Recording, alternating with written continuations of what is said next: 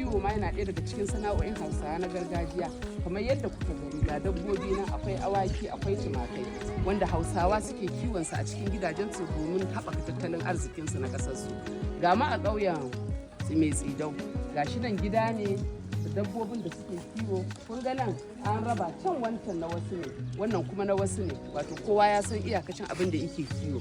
Wannan su ne dabbobin da ake kiwo domin a amfani da su domin bukatun yau da kullun a ƙasar Hausa. Idan dabbar ka ta haihu, zaka iya sai da 'ya'yan, zaka iya amfani da kuɗin ko biki ko wata hidima idan ta same ka. Banda noma, banda waɗannan sana'o'in da ake irin su ƙira da rini da saƙa da jima, akwai kuma kiwon dabbobi a ƙasar Hausa. Ga mai dabbobin kun ga, wato sana'o'in nan yawanci kiwon dabbobi mata ne suka fi a ƙasar Hausa.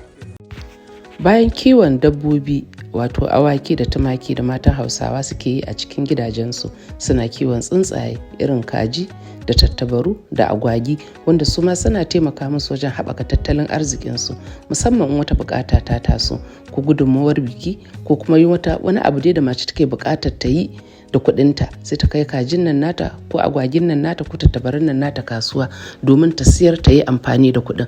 Saboda haka matan Hausawa ma ba a bar su a baya ba sa zaman banza, suna da sana'o'in da suke yi a cikin gidajensu na aure.